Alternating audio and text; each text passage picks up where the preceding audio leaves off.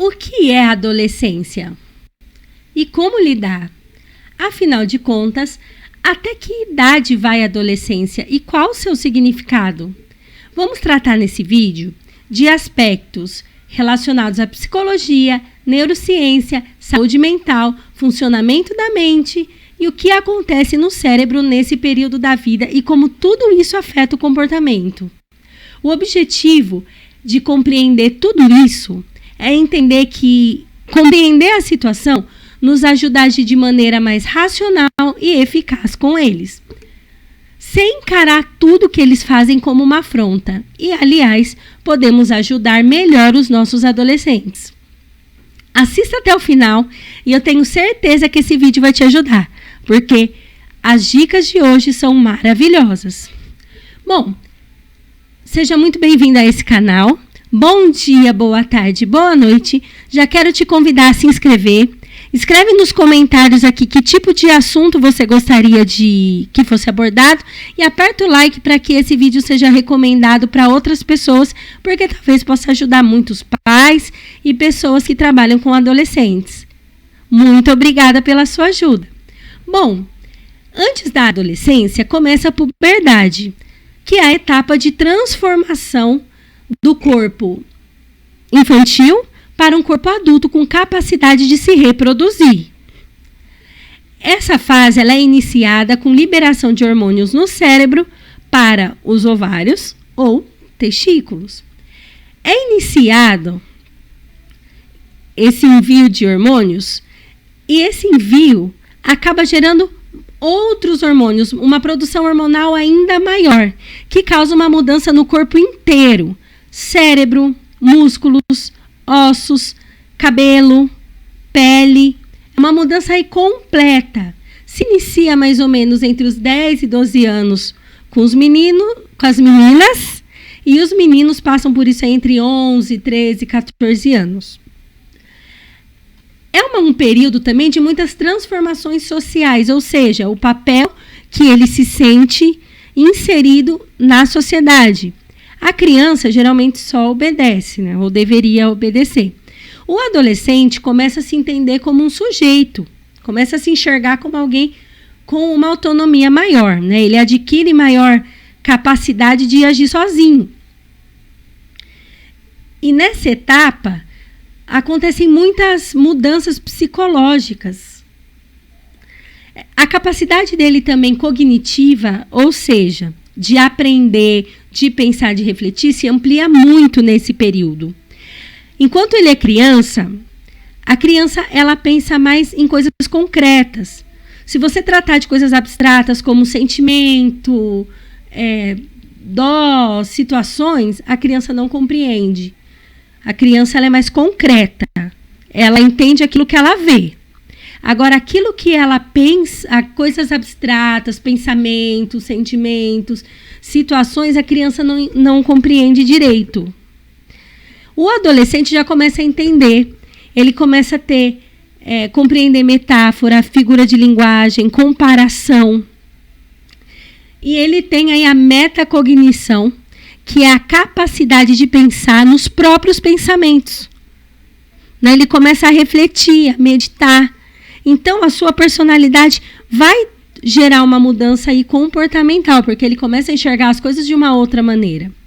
Grande parte dos adolescentes, nesse período, tendem a entrar em comportamentos de risco. Né? Iniciar a sua vida íntima, se envolver aí com o uso de substâncias, se envolver com comportamentos não permitidos por lei, se envolver com pessoas que são envolvidas aí em grupos ilegais, né? E há pelo menos 2 motivos aí no cérebro que nos ajudam a entender por que na adolescência esse comportamento de risco ele é ampliado. Primeiro, a parte ali, o sistema de recompensa do adolescente ainda não está pronto, acontece uma alteração. Ele tem uma busca pelo prazer mais exagerada, mais forte do que no adulto. Então, para ele, tem a consequência ruim e a busca do prazer. Por exemplo, Se ele decide beber muito com os amigos, e aí todo mundo começa a achar ele super legal por isso. No dia seguinte ele passa mal. Para ele, o prazer que ele teve naquele momento, que todo mundo estava achando legal, e a sensação que ele estava tendo, compensa o mal-estar do dia seguinte. Sair escondido dos pais compensa que ele fique punido aí uma semana sem sair, sem videogame, sem celular, o que quer que seja, pelos momentos que ele teve de prazer ali na festa. Então, tem um desequilíbrio. E o segundo fator é a dificuldade de se controlar. O sistema de autocontrole vai ficar pronto aí por volta dos 24, 25 anos. Não quer dizer que ele não tenha capacidade de se controlar, mas significa que ele ainda não tem a capacidade plena para isso. Então você imagina, junta uma busca pelo prazer, né, um impulso pelo prazer, com a dificuldade de se controlar. Pode ser perigosíssimo. Isso não significa que devemos tolerar esses comportamentos e falar, não, ele é adolescente. Não, porque muitas das coisas que ele decidir hoje pode sim impactar, influenciar a sua e até acabar com a sua vida inteira. Então é importante só compreender que eles têm essa dificuldade. E o nosso papel como adulto é ajudá-los. Com o cérebro desse jeito, a gente corta isso. Vamos lá. Essa fase é essencial para entender comportamentos que precisam ser evitados. Nessa fase também, o adolescente ele busca referência pela sua falta de identidade, a sua construção de identidade. Ele sempre busca pessoas com as quais eles querem ser parecidas. Né? Quem é legal, quem é bacana, quem é popular. Eles se espelham porque eles ainda não têm essa referência. Quando eles não têm isso em casa, quando o pai ou a mãe não são pessoas que passam credibilidade ou que eles tenham a admiração, isso se agrava. Porque pode ser que ele vá buscar isso em pessoas que não deveriam ser referência. Eles geralmente vão copiar maneira de falar, vão ouvir músicas que as pessoas que ele quer ser igual ouvem. Muitas vezes nem é porque gosta, mas eles estão mais propensos a copiar comportamentos porque eles querem ser aceitos. Eles têm medo de ser rejeitados, de serem julgados. Eles não têm uma identidade totalmente formada. Então, eles estão muito vulneráveis nesse período. Essa fase da adolescência também é a fase que se inicia os relacionamentos românticos, a fase que a pessoa começa a se apaixonar. Relacionamentos nesse período pode sim ajudar na construção da identidade, mas tem o seu lado negativo também. Relacionamentos podem ser complexos até para adultos. Imagine para um adolescente que ainda não tem a sua consciência completa de quem ele é. Ele fica mais vulnerável a relacionamentos abusivos, a fazer tudo o que o parceiro quer com medo de ser rejeitado. E se está se relacionando com uma pessoa que não é bacana, isso pode piorar e muito. E isso pode trazer marcas que também pode se prolongar para todos os seus relacionamentos futuros. Então, é muito importante que a gente esteja sempre de olho. A gente não pode confiar completamente. E na adolescência, o nível de ansiedade pode aí ser ampliado em pelo menos 3 vezes mais do que um adulto. Nessa fase, a gente começa a ver a tendência até alguns transtornos mentais, que, lembrando, não é loucura. Você tem um transtorno, você não é louco por isso. Mas na adolescência a gente começa a perceber uma tendência a ter ansiedade, ou depressão, ou um transtorno bipolar. Então é importante sempre estar verificando. Outro perigo é a questão do uso de substâncias não legais.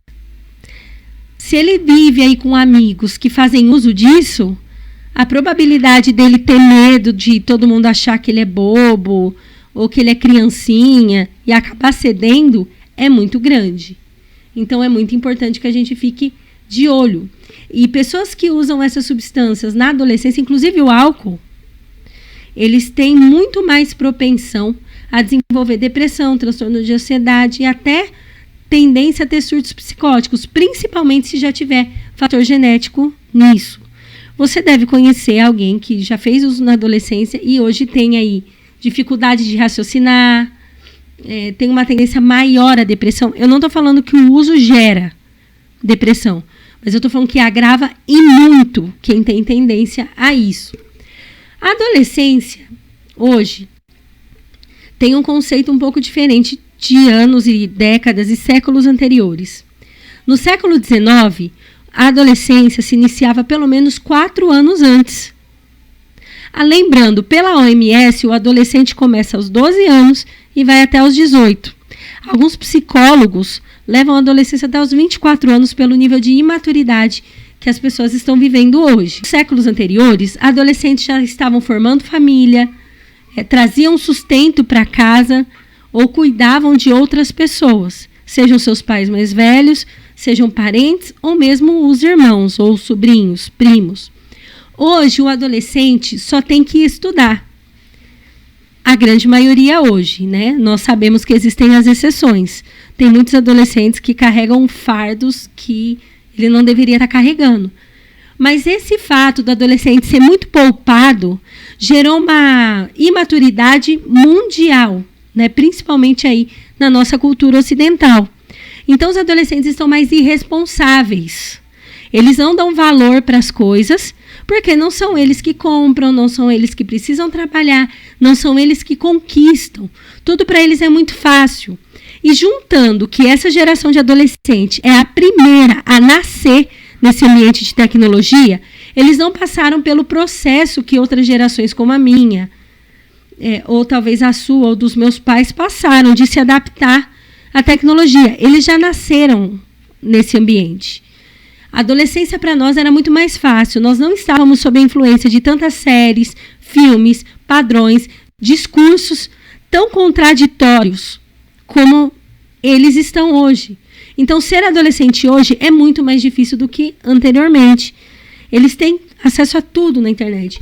Coisas aí que você e eu precisaríamos pegar escondido, hoje está tudo aí na tela do celular. E a maioria já tem o seu celular e se isola. Até a dificuldade de se relacionar, de se abrir, é muito difícil nessa fase, principalmente eles nessa geração. Então, nós, como pais, e como amigos, e como quem quer ajudar adolescente, a gente precisa ter esse olhar. A adolescência não precisa ser marcada só por experiências ruins. Pode ser marcada aí por amizades, por momentos de diversão e por coisas que foram construídas aí e vão levar para a vida inteira, né? Como pensar, experimentar aí diferentes profissões, buscar a área de interesse na qual eles querem estudar. Então pode ser uma fase muito prazerosa. Eu quero concluir esse vídeo com Eclesiastes 11:9, que diz: Jovem, aproveite a sua mocidade e seja feliz enquanto é moço. Faça tudo o que você quiser e siga os desejos do seu coração.